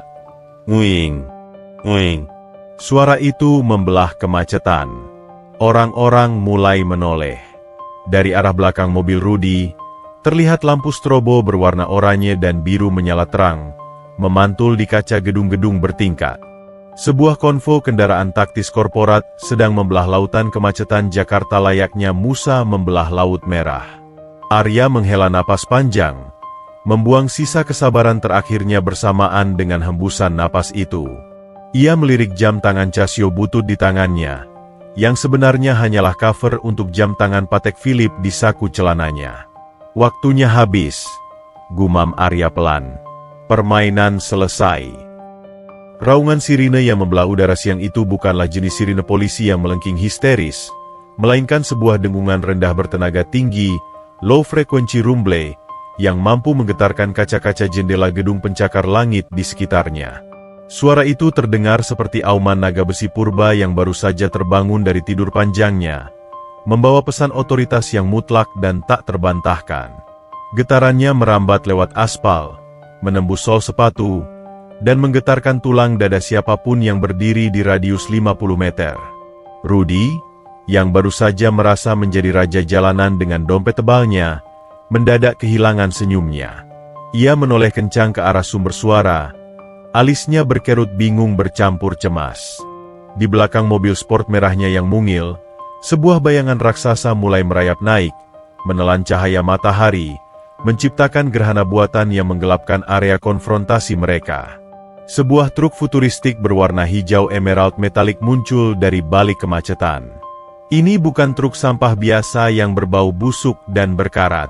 Ini adalah Mobile Waste Processing Unit, unit pengolahan limbah berjalan, milik Green Earth Corp, sebuah mahakarya teknologi seharga 10 miliar rupiah yang bodinya terbuat dari baja ringan anti karat dan dilapisi krom yang berkilau menyilaukan. Di sisi truk raksasa itu, logo perusahaan berbentuk bola dunia dengan daun emas terukir gagah, memancarkan wibawa korporasi multinasional. Truk raksasa itu berhenti melintang dengan presisi militer, memblokir total jalur kabur mobil Rudy. Di belakangnya, dua unit mobil SUV hitam Toyota Alphard tipe tertinggi dengan kaca gelap anti peluru meluncur mulus, mengapit sisi kiri dan kanan jalan, membentuk formasi V-shape yang sempurna. Formasi pengawalan VVIP. Pemandangan itu begitu surreal. Di tengah jalanan kumuh yang penuh pedagang asongan dan debu, kehadiran armada kendaraan super mewah ini terasa seperti pendaratan pesawat alien. Orang-orang di sekitar trotoar, para pengendara motor, pejalan kaki, bahkan Maijah yang masih gemetar, ternganga lebar. Mulut mereka terkunci. Mata mereka membulat sempurna menyaksikan tontonan yang biasanya hanya ada di film aksi Hollywood. Rudy menelan ludahnya susah payah. Jakunnya naik turun. Insting pengecutnya mulai berteriak. Ia merasa kecil. Mobil konvertible atap terbukanya yang tadi ia banggakan, kini terlihat seperti mainan plastik murah di hadapan monster-monster besi yang mengelilinginya. Apaan ini? Siapa yang dateng? Gagap Rudy, suaranya mencicit kehilangan nyali. Ia menoleh ke Bella, mencari jawaban, namun Bella sama pucatnya. Wajah cantik itu kini seputih kertas. Lipstik merahnya tampak kontras mengerikan dengan kulitnya yang kehilangan darah. Dan di tengah kekacauan visual itu, Arya mulai bergerak. Ia tidak lagi menunduk. Bahunya yang tadi sengaja ia bungkukan, kini tegap sempurna. Ia menarik napas panjang, menghirup udara yang kini terasa berbeda, udara kekuasaan. Tangan kanannya bergerak ke dada, mencengkeram kerah rompi oranye yang penuh noda kopi lengket itu. Dengan satu gerakan sentak yang bertenaga, sret, bunyi velcro yang robek terdengar nyaring. Arya melepas rompi dinas kebersihan itu. Ia tidak melipatnya rapi. Ia meremas kain kotor itu menjadi gumpalan. Lalu dengan tatapan dingin yang terkunci pada wajah Rudy, ia melempar rompi itu ke tanah. Rompi itu jatuh tepat di atas tumpukan uang receh yang tadi dilempar Rudy, menutupi simbol penghinaan itu dengan simbol perlawanan. Di balik rompi oranye yang dekil itu, ternyata Arya tidak mengenakan kaos oblong bolong seperti dugaan Bella. Ia mengenakan kemeja flanel kotak-kotak berwarna biru tua. Sekilas terlihat biasa, namun mata jeli Bella, yang terobsesi dengan barang branded, seketika mengenali kancing mutiara dan potongan jahitan yang presisi di kemeja itu. Itu bukan kemeja pasar loak. Itu adalah kemeja Brunello Cucinelli, merek kulit luxury dari Italia yang harganya bisa membeli 3 unit motor Matic baru. Bella memekik tertahan. Tangannya menutup mulut. Otaknya berputar cepat, mencoba menyusun kepingan puzzle yang mulai terbentuk.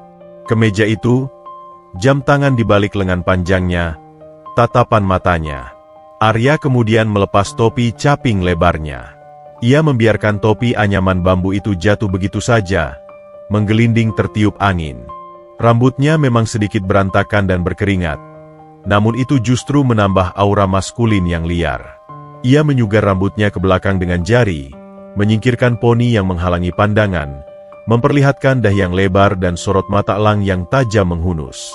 Tidak ada lagi Arya si tukang sapu.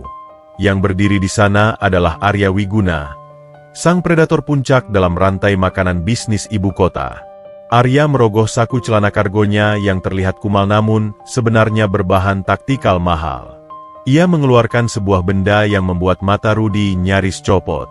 Bukan ponsel pintar layar sentuh biasa, melainkan sebuah telepon satelit iridium berwarna hitam matte dengan antena tebal yang kokoh. Benda yang hanya dimiliki oleh petinggi militer atau CEO perusahaan tambang yang beroperasi di pedalaman. Tanpa memedulikan Rudy dan Bella yang mematung seperti arca, Arya menekan satu tombol panggil cepat. Ia menempelkan perangkat itu ke telinganya. Lapor, Pak Dirut. Posisi terkunci. Terdengar suara operator dari seberang sana, namun Arya memotongnya. Saya di titik koordinat. Kode hitam, ucap Arya. Suaranya berubah total. Tidak ada lagi nada serak yang merendah. Suaranya kini bariton, berat, datar, dan penuh otoritas yang mengerikan.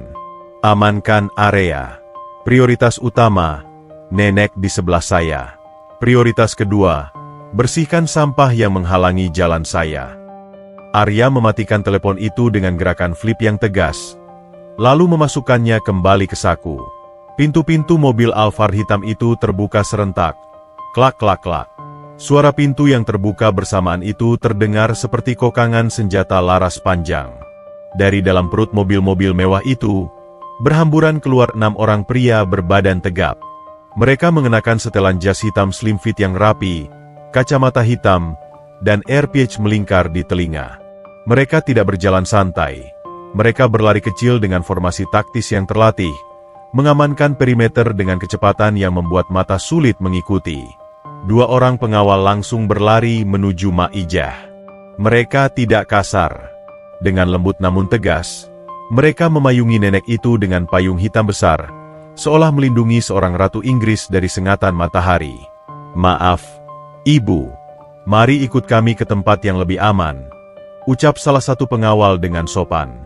Maijah yang bingung hanya bisa menurut. Kakinya lemas dipapah oleh pria-pria gagah itu menjauh dari zona bahaya. 4 pengawal sisanya berlari menuju Arya. Lalu secara serentak, mereka membungkukkan badan 90 derajat tepat di hadapan si mantan tukang sapu itu. Selamat siang, Pak Arya.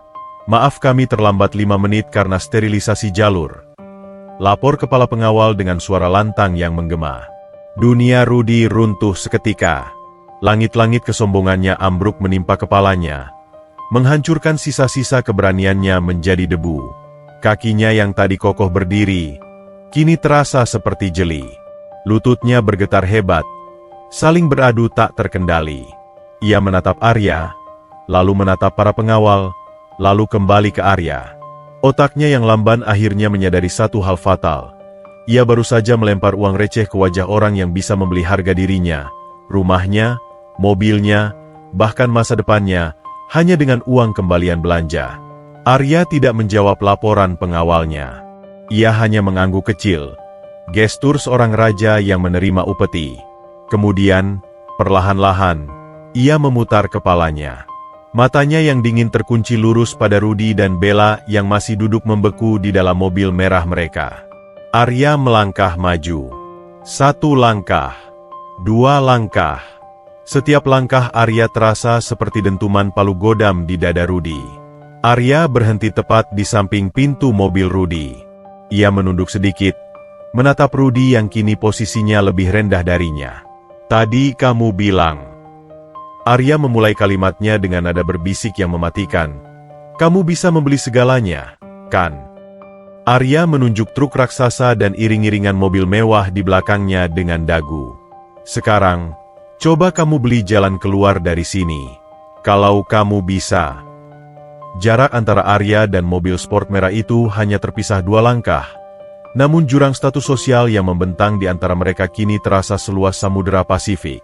Arya berdiri menjulang dengan latar belakang monster-monster besi futuristik milik perusahaannya, sementara Rudy dan Bella menciut kerdil di dalam kaleng kerupuk merah mereka yang terjebak tanpa jalan keluar. Matahari yang tadinya terasa membakar kulit Rudy, kini mendadak terasa dingin, seolah seluruh kalor di atmosfer tersedot habis oleh aura dominasi yang memancar dari sosok mantan tukang sapu di hadapannya.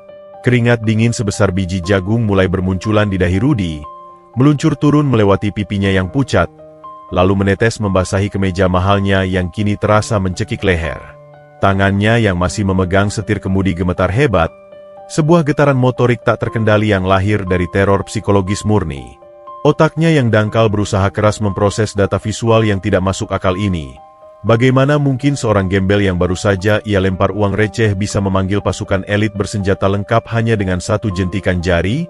Di tengah keheningan yang mencekam itu, salah satu pria berjas abu-abu yang baru keluar dari mobil Alphard, tampak seperti seorang sekretaris eksekutif atau tangan kanan kepercayaan, berjalan cepat menghampiri Arya. Di tangannya, ia memegang sebuah tablet tipis berlogo buah tergigit. Pria itu tidak melirik sedikit pun ke arah Rudy atau Bella.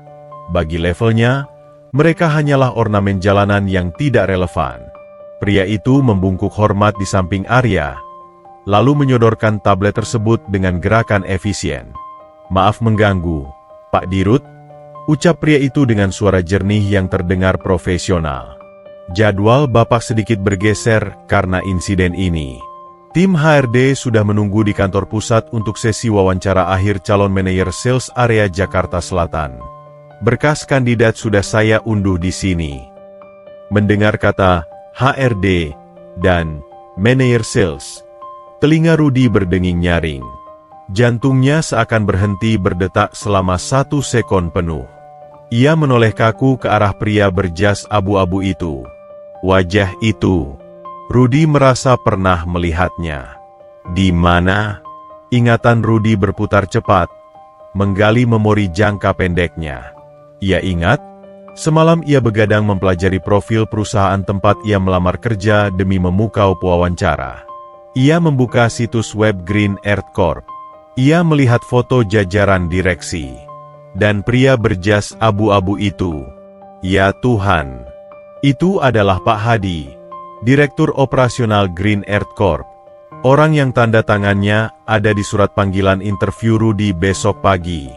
Dan jika pria yang membungkuk hormat itu adalah Direktur Operasional, maka pria yang berdiri di depannya, pria yang baru saja ia siram kopi dan ia hina bau sampah, pastilah. Mata Rudy melotot horor, nyaris keluar dari kelopaknya. Ia menatap logo bola dunia emas yang terukir di pintu truk raksasa di belakang Arya. Green Earth Corp. Tulisan itu bersinar mengejeknya. Lalu ia menatap wajah Arya. Potongan-potongan puzzle itu menyatu dengan suara dentuman keras di kepalanya. Arya Wiguna, CEO Green Earth Corp, Raja Pengelola Limbah Asia, sosok misterius yang jarang tampil di media, namun kekayaannya melegenda. Dan Rudy baru saja menyuruhnya memungut uang receh 2000-an. Mati gue, desis Rudy tanpa sadar. Suaranya terdengar seperti orang yang baru saja divonis hukuman gantung. Tulang-tulang di tubuhnya serasa lolos, membuatnya lemas tak berdaya di kursi kemudi. Arya menerima tablet itu dengan tenang. Ia tidak langsung melihat layarnya.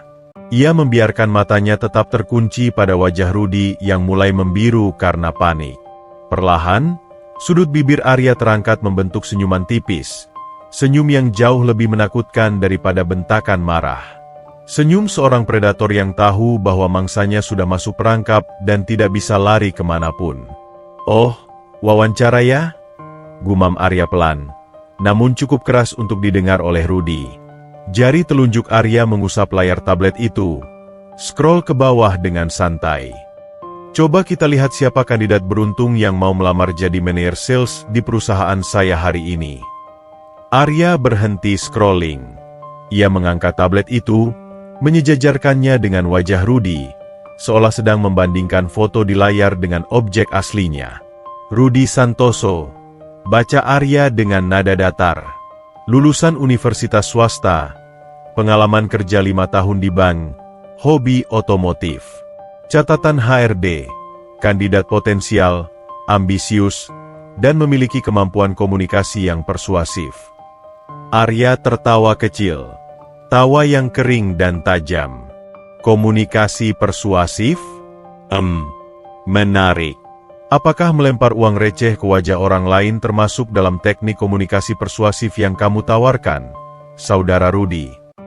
Pertanyaan itu menghantam Rudy telak di ulu hati. Napasnya tersengal. Ia ingin menjawab, ingin menyangkal, ingin bersujud minta ampun, tapi lidahnya keluh seolah terikat simpul mati. Ia hanya bisa menatap Arya dengan pandangan kosong. Pandangan seseorang yang melihat masa depannya hancur berkeping-keping tepat di depan mata. Karir yang ia impikan, gaji besar yang ia harapkan untuk membayar cicilan mobil sport ini, semuanya musnah, terbakar habis oleh api kesombongannya sendiri. Sementara itu, Bella yang duduk di samping Rudy mengalami krisis batin yang berbeda.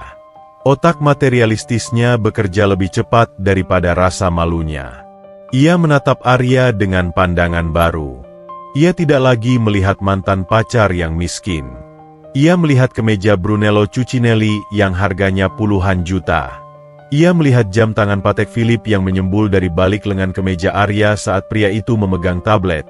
Jam tangan seharga rumah mewah di Pondok Indah. Dan yang paling menyilaukan, ia melihat kekuasaan. Arya bukan lagi sampah. Arya adalah tambang emas berjalan. Rasa penyesalan yang teramat sangat mulai merayapi hati Bella, menusuk-nusuk dadanya dengan jarum beracun. Seandainya dulu ia bersabar sedikit lagi. Seandainya dulu ia tidak jijik pada tangan kotor Arya. Maka hari ini, dialah yang akan duduk di dalam mobil Alphard itu. Dialah yang akan menjadi ratu dari kerajaan bisnis ini, bukan terjebak di mobil kredit bersama suami bodoh yang baru saja menghancurkan karirnya sendiri. "Arya," panggil Bella lirih. Suaranya bergetar penuh harap. Ia mencoba memasang wajah paling manis. Wajah polos yang dulu selalu berhasil meluluhkan hati Arya. Ia bahkan nekat membuka pintu mobil, hendak turun mendekati Arya. "Sayang, ini aku, Bella. Kamu pasti bercandakan tadi? Kamu nggak beneran marah sama aku kan? Kita kan punya kenangan indah selama 3 tahun. Namun, langkah Bella terhenti. 2 orang pengawal berbadan raksasa langsung maju menghadang, merentangkan tangan mereka yang kekar di depan Bella. Mereka tidak menyentuh Bella, tapi aura mengintimidasi mereka membuat wanita itu mundur ketakutan kembali ke sisi mobil. Mereka memandang Bella bukan sebagai wanita cantik, melainkan sebagai ancaman keamanan bagi VIP mereka. Arya tidak menoleh sedikit pun pada Bella. Baginya, suara Bella sekarang hanyalah bising latar belakang yang tidak penting. Fokusnya sepenuhnya pada Rudy, pada pria yang telah merusak sapu lidinya dan menghina Mak Ijah. Arya menyerahkan kembali tablet itu kepada Pak Hadi. Ia kemudian melangkah maju, menempelkan kedua tangannya di pinggiran pintu mobil Rudy, mengurung pria itu dalam tatapan mautnya. Ia mendekatkan wajahnya, membiarkan Rudy melihat api neraka yang berkobar tenang di dalam bola matanya. "Dunia ini sempit, Rudy," bisik Arya dingin. "Tapi sepertinya otakmu jauh lebih sempit. Kamu berani meludahi piring tempatmu mau makan. Kamu berani menghina pemilik rumah yang pintunya sedang kamu ketuk untuk meminta pekerjaan. Rudy gemetar. Air matanya mulai menetes tanpa bisa ditahan. Pak Arya. Ayah. Saya nggak tahu. Sumpah Pak, saya kira Bapak cuma tukang sapu, potong Arya cepat. Dan karena saya cuma tukang sapu, kamu merasa berhak memperlakukan saya seperti binatang? Begitu. Arya menegakkan tubuhnya kembali, menepuk-nepuk debu imajiner di kemeja mahalnya. Ia memandang rendah Rudy dengan tatapan yang membuat pria itu merasa lebih kecil dari semut. Dengar baik-baik, Rudy Santoso. Saya tidak butuh manajer yang pintar jualan. Saya butuh manusia yang punya hati. Dan kamu bahkan tidak lulus syarat paling dasar untuk menjadi manusia. Kalimat itu adalah vonis mati bagi harga diri Rudy. Di tengah jalanan yang macet itu, di bawah sorotan matahari dan tatapan puluhan pasang mata, Rudy Santoso hancur lebur. Ia bukan lagi pria sukses necis. Ia hanyalah onggokan daging gemetar yang baru saja kehilangan segalanya karena mulut besarnya sendiri. Arya berbalik badan, memunggungi mereka. Ia memberikan isyarat tangan kepada Pak Hadi. Isyarat untuk mengakhiri drama ini dan memberikan hukuman final. Urus sisanya. Perintah Arya datar sambil berjalan menuju mobil Alphardnya. Saya mau sampah ini dibersihkan dari hadapan saya. Matahari condong sedikit ke barat, namun panasnya masih cukup untuk melelehkan sisa-sisa harapan di hati Rudy Santoso. Pria yang 10 menit lalu masih merasa sebagai raja jalanan itu kini terduduk lemas di aspal, tepat di samping ban mobil sport merahnya yang tak lagi terlihat gagah. Kakinya tidak kuat menopang berat badannya yang terbebani oleh vonis sosial yang baru saja dijatuhkan. Ia menatap nanar pada sepatu kulit mahalnya yang kini tertutup debu, sebuah metafora sempurna bagi nasibnya sendiri. Mahal di luar, namun kotor dan tak berharga di dalamnya. Di hadapannya, Arya Wiguna berdiri membelakangi matahari, menciptakan siluet raksasa yang seolah menelan keberadaan Rudy. Arya tidak perlu berteriak atau memukul untuk menghancurkan musuhnya. Ia hanya perlu menjadi dirinya sendiri. Dengan gestur yang tenang namun mematikan, Arya memberi isyarat kepada Pak Hadi, direktur operasionalnya. Pak Hadi, panggil Arya. Suaranya datar tanpa emosi. Catat nama Rudy Santoso ini. Masukkan dia ke dalam daftar hitam Asosiasi Perusahaan Indonesia. Kirim notifikasi ke semua mitra bisnis kita, bank, dan lembaga keuangan. Beritahu mereka bahwa orang ini memiliki masalah serius dengan etika dan kemanusiaan. Rudy tersentak hebat, seolah disengat listrik tegangan tinggi. Ia merangkak maju, mengabaikan harga dirinya yang sudah minus, mencoba menggapai ujung celana Arya. Jangan Pak. Pak Arya, ampun. Raung Rudy histeris, air mata dan ingus bercampur di wajahnya yang klimis. Kalau Bapak blacklist saya nggak bisa kerja di mana-mana. Saya punya cicilan mobil ini Pak. Saya punya utang kartu kredit. Istri saya, Bella butuh biaya perawatan mahal. Tolong Pak, kasih saya kesempatan kedua. Saya rela jadi tukang sapu di kantor Bapak. Arya mundur selangkah, menghindari sentuhan tangan Rudy dengan gerakan halus seolah menghindari kotoran. Ia menatap Rudy dengan tatapan iba yang dingin. Tukang sapu? Ulang Arya dengan senyum tipis yang menyayat. Maaf, Rudy. Menjadi tukang sapu itu pekerjaan mulia. Butuh hati yang bersih untuk membersihkan kotoran orang lain.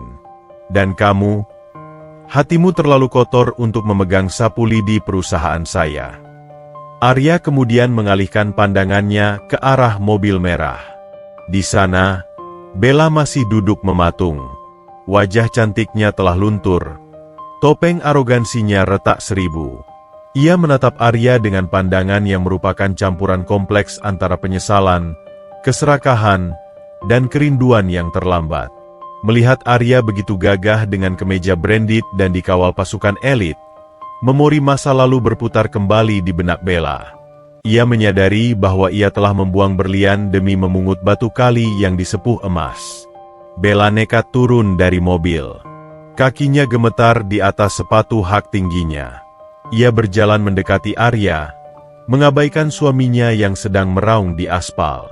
Ia mencoba menyentuh lengan Arya, menggunakan senjata terakhirnya, rayuan masa lalu. "Arya," panggil Bella lirih, air matanya menetes sempurna di pipi, sebuah akting yang dulu selalu berhasil meluluhkan hati Arya.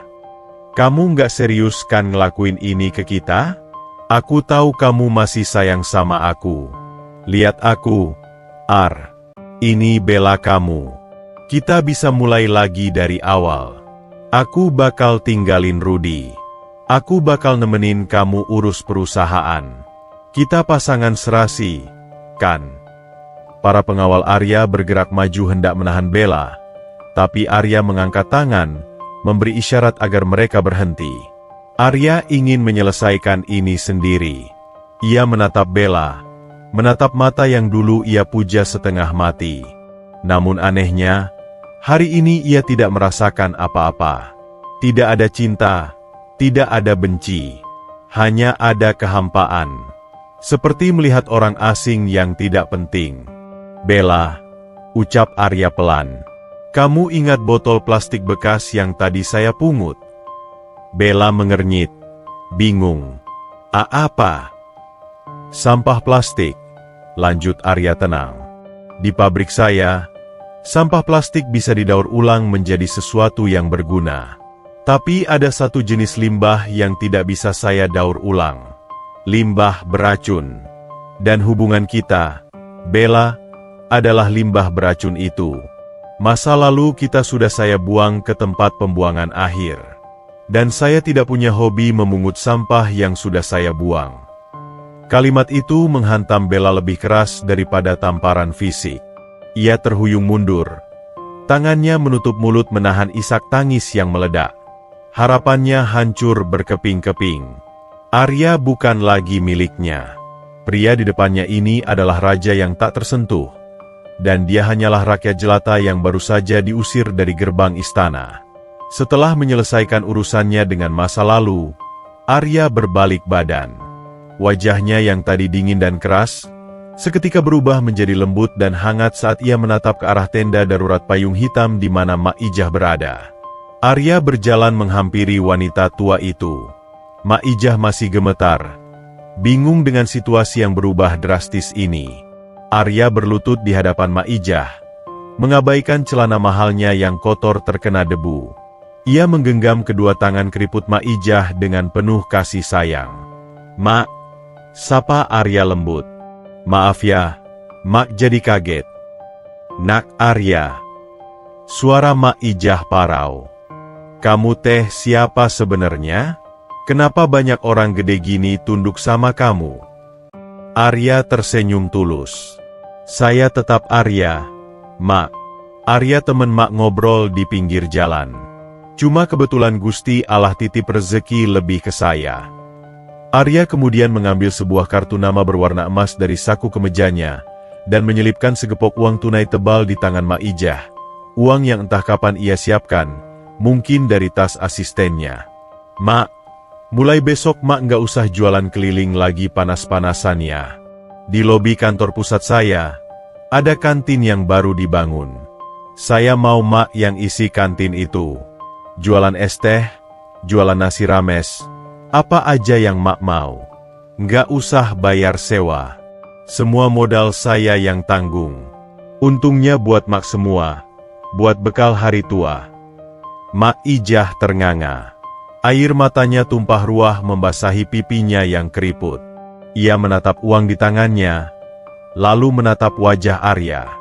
Ia tidak sanggup berkata-kata. Ia hanya bisa menangis sesenggukan. Sebuah tangis bahagia yang membasuh seluruh lelahnya selama puluhan tahun di jalanan. "Ya Allah, Nak, ya Allah." Isak Mak Ijah. Tangannya gemetar mengelus pipi Arya. "Terima kasih, Nak. Kamu orang baik. Emak doain kamu selamat dunia akhirat, Nak." Arya mencium tangan tua itu dengan takzim. Doa Mak itu yang bikin saya kuat. Mak adalah malaikat saya hari ini. Arya kemudian berdiri. Ia memberi perintah pada salah satu pengawalnya. Antar Mak Ijah pulang pakai mobil Alphard. Pastikan beliau sampai di rumah dengan aman, dan besok jemput beliau untuk tanda tangan kontrak kantin. Siap laksanakan, Pak. Arya membetulkan kerah kemejanya. Ia menarik napas panjang, menghirup udara kebebasan yang sesungguhnya. Ia telah melunasi semua utang rasanya. Dendam telah terbayar, dan kebaikan telah diganjar. Tanpa menoleh lagi ke belakang, Arya berjalan menuju mobil Alphard utamanya yang pintunya sudah dibuka lebar oleh ajudan. Ia masuk ke dalam kabin yang sejuk dan mewah, meninggalkan panas terik jalanan Jakarta.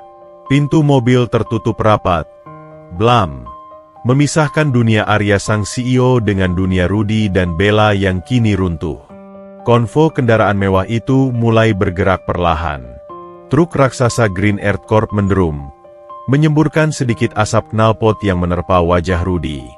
Iring-iringan mobil hitam itu melaju membelah kemacetan, meninggalkan Rudy yang masih menangis di aspal dan Bella yang menatap kosong ke arah debu yang ditinggalkan mobil mantan kekasihnya. Di trotoar, para pengendara motor dan pejalan kaki yang menyaksikan drama itu bertepuk tangan riuh. Mereka bersorak, menyoraki keadilan yang baru saja ditegakkan. Rasain lo! Makanya jangan sombong, teriak salah satu tukang ojek.